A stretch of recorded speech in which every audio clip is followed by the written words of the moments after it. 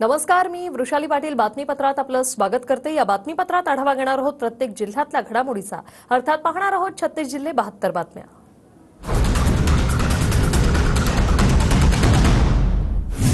बीडमध्ये शिंदे गटाच्या नेत्यांची शरद पवार गटाला मदत, क्लिप व्हायरल। पवार गटाचे शिवराज बांगर आणि शिंदे गटाचे कुंडलिक खांडे यांची ऑडिओ क्लिप व्हायरल।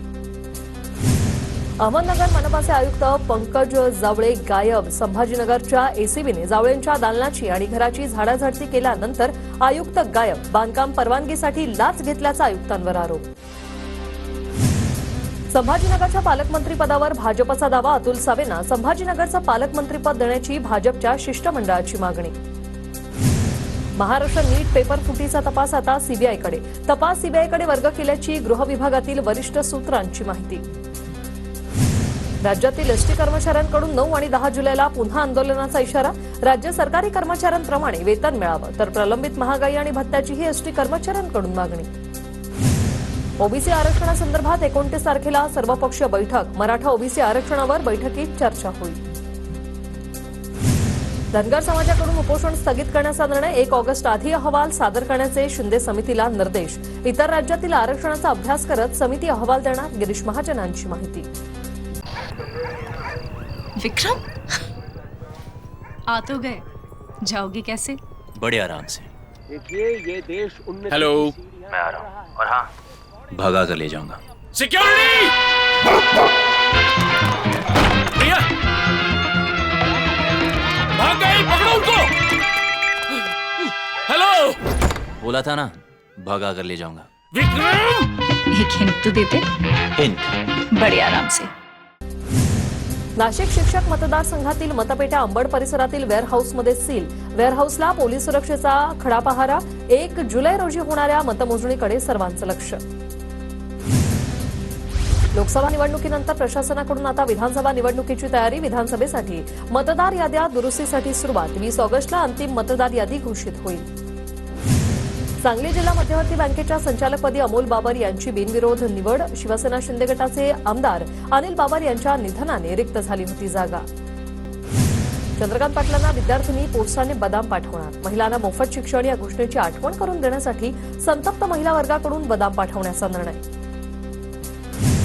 जळगावमध्ये ठाकरे गटाचे माजी खासदार उन्मेष पाटलांनी धनगर उपोषणकर्त्यांची भेट घेतली। संदीप देवरेंचे मागील 5 दिवसांपासून उपोषण। एसटी प्रवर्गातून आरक्षण मिळण्याची मागणी। निकालाआधी झळकले विवेक कोल्हे यांच्या विजयाचे बॅनर। नाशिक शिक्षक मतदारसंघातील अपक्ष उमेदवार कोल्हे यांच्या बॅनरमुळे चर्चा। पंढरपूरमधील पाण्याचं श्रेय लाटू नका, जनता जागा दाखवेल। शेकाप नेते बाबासाहेब देशमुखांचा शहाजी बापू पाटलांना इशारा। पंढरपुरात पाणी आणण्यावरून श्रेयवादाची लढाई। विक्रम, आ तो गए, जाओगे कैसे? बड़े आराम से। देखिए ये देश हेलो, मैं आ रहा हूँ। और हाँ, भगा कर ले जाऊंगा। सिक्योरिटी! भैया,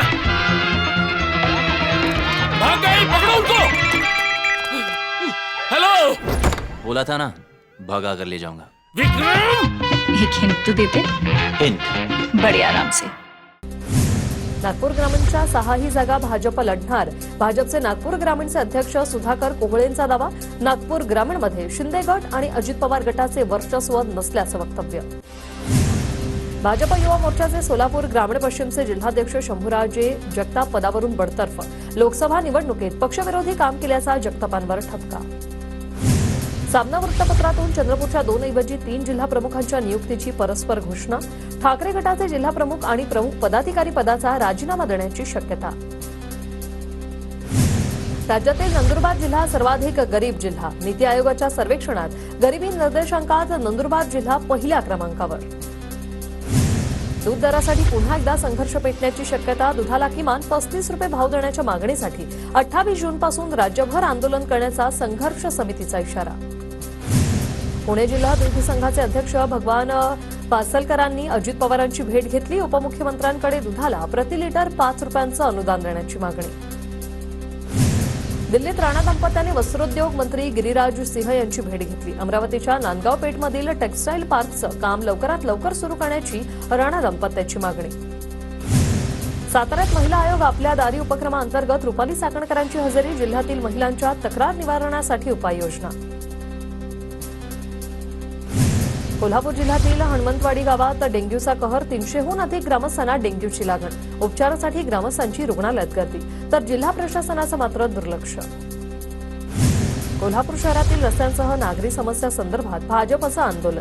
महानगरपालिकेचे दुर्लक्ष होत असल्याने महानगरपालिकेसमोर तीव्र निदर्शनं आणि जोरदार घोषणाबाजी. बुलढाणा जिल्ह्यातील सिंदखेड राजा ते शेगाव भक्तिमार्ग रद्द करा, शेतकरी कृती समितीचं सरकारविरोधात थाळीनाद आंदोलन. सरकारचं लक्ष वेधण्यासाठी शेतकरी रस्त्यावर. सोलापूरच्या टाकळी गावात जलजीवन मिशनच्या कामात भ्रष्टाचार झाल्याचा ग्रामस्थांचा आरोप. ग्रामस्थांची मंत्री गिरीश महाजनांकडे तक्रार. भ्रष्टाचार न थांबवल्यास मंत्रालयासमोर उपोषणास बसण्याचा इशारा. नाशिकच्या कशोपी धरणातून पाणी सोडण्यास विरोध कायम, जलसंपदा विभागाशी ग्रामस्थांची चर्चा निष्फळ. एनसीसीएफकडून कांदा खरेदीचं पोर्टल बंद. नाशिकच्या लासलगावसह इतर बाजार समित्यांमध्ये कांदा दरात 200 रुपयांची घसरण. कांदा उत्पादक शेतकऱ्यांच्या चिंतेत वाढ. गोंदिया जिल्ह्यात 2 महिन्यांपासून 94 कोटी रुपयांचे धानाचे चुकारे थकले. ऐन खरीप हंगामात शेतकऱ्यांची आर्थिक कोंडी. लातूरमधील तहसील कार्यालयाच्या दारात सोयाबीनचा ढीग टाकत शेतकऱ्यांचं आंदोलन. शेत रस्त्याअभावी पेरणी रखडलेले रायवाडी येथील तुकाराम पवार नावाचे शेतकरी आक्रमक. नांदेड जिल्ह्यातील शेतकऱ्यांवर दुबार पेरणीचं संकट. पावसाळा सुरू होऊन अनेक दिवस उलटले, मात्र अद्यापही मोठा पाऊस नाही. निसर्गाची नुसतीच आभाळ माया, शेतकऱ्यांचा जीव टांगणीला. राज्यात पावसाचा जोर कायम राहणार. हवामान खात्याकडून विदर्भाला पावसाचा येलो अलर्ट, तर रत्नागिरी जिल्ह्याला ऑरेंज अलर्ट. सिंधुदुर्ग जिल्ह्यातील बहुतांश भागात संततधार पाऊस. हवामान विभागाकडून ऑरेंज अलर्ट जारी. नद्या दुथडी भरून वाहत असल्याने नागरिकांना सतर्क राहण्याच्या सूचना. अमरावतीच्या चांदूर बाजारमधील पूर्णा प्रकल्पाचे 2 दरवाजे उघडले. मुसळधार पावसामुळे धरणाच्या पाणी पातळीत वाढ. नागपूर जिल्ह्याला पावसाने हुलकावणी दिल्यानं शेतकरी अडचणीत. पेरणी केलेल्या शेतकऱ्यांवर दुबार पेरणीचं संकट. जिल्ह्यात 85% शेतकऱ्यांकडून कपाशीची लागवड. जळगावच्या रावेर तालुक्यात मुसळधार पावसाची हजेरी. दमदार पावसामुळे शेतकऱ्यांना दिलासा. जळगावात आठवड्याभरापासून दडी मारलेल्या पावसाचं पुनरागमन. दमदार पावसाच्या हजेरीमुळे बळीराजा सुखावला. छत्रपती संभाजीनगरमधील शेतकऱ्यांवर दुबार पेरणीचं संकट. पावसाने दडी मारल्याने अनेक पिकं कोमे जायला सुरुवात. लाखो रुपये खर्चून केलेली पेरणी वाया जाण्याच्या मार्गावर. वाशिम जिल्ह्यात आतापर्यंत 75% पेरण्या पूर्ण. जिल्ह्यात सर्वाधिक सोयाबीन आणि कापसाची लागवड. राहिलेल्या पेरण्या पुढील 2 दिवसात पूर्ण होण्याची शक्यता. पावसाने पाठ फिरवल्याने पूर्व विदर्भात पेरण्या खोळंबल्या. नागपूर विभागातील धरणांमध्ये फक्त 35% पाणीसाठा शिल्लक. पावसाने पाठ फिरवल्यामुळे नाशिक जिल्ह्यातील काही भागात पेरण्या रखडल्या. पावसाअभावी सुरगाणा तालुक्यात भाताचा हंगाम लांबण्याची शक्यता. सोयीसाठी पीएमपीएमएल प्रशासन सज्ज.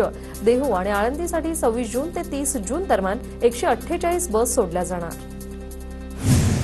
29 जूनला ज्ञानेश्वर माऊलींची पालखी पंढरपूरकडे प्रस्थान करणार. पालखी सोहळ्यासाठी पुणे पोलीस प्रशासन सज्ज. 29 जूनला ज्ञानेश्वर माऊलींची पालखी पंढरपूरकडे प्रस्थान ठेवणार. देहू आळंदी मार्गावर वाहतुकीत बदल. प्रस्थान सोहळ्यासाठी येणाऱ्या भाविकांच्या वाहनांसाठी देहू आळंदी येथे वाहनतळाची व्यवस्था. संत शिरोमणी नामदेव महाराजांच्या पालखीचं पंढरपूरकडे प्रस्थान. मूळ जन्मगाव असलेल्या नरशी नामदेव येथून पालखीचं प्रस्थान. अंबाजोगाई येथील ऐतिहासिक स्मारकाच्या दुरुस्तीच्या कामाला मान्यता. पुरातत्व विभागाकडून 17 कोटींच्या खर्चाला प्रशासकीय मान्यता. सोलापुरातील जिल्हा परिषदेच्या शाळेत लागला ऍडमिशन हाऊसफुलचा बोर्ड. मोहोळमधील जिल्हा परिषदेच्या शाळेत 1ली ते 4थी पर्यंतचे प्रवेश फुल. जळगावच्या सार्वजनिक बांधकाम कार्यालयात कंत्राटदारांचं धरणं आंदोलन. जिल्ह्यातील तब्बल 150 कंत्राटदारांची शासनाकडे 850 कोटी रुपयांची थकबाकी.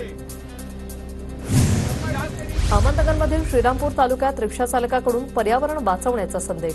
रिक्षाभोवती सुरेख झाडांची सजावट. पैशाचा पाऊस पाडण्याच्या आमिषाने 36 लाखांची फसवणूक. भोंदूबाबाला अटक. सातारा शहर पोलिसांची कारवाई. सोलापुरात डॉक्टर पतीकडून पत्नीचा जबरदस्तीने गर्भपात. जेल रोड पोलीस ठाण्यात डॉक्टर श्रीनिवास पिंडीपोल विरोधात गुन्हा दाखल. गोंदिया तालुक्यातील दासगाव येथील युवकाची विद्युत लाईट दुरुस्त करत असताना विजेचा धक्का लागून मृत्यू. विद्युत कर्मचाऱ्याने युवकास खांबावर चढवलं होतं. विद्युत कर्मचाऱ्यावर गुन्हा दाखल.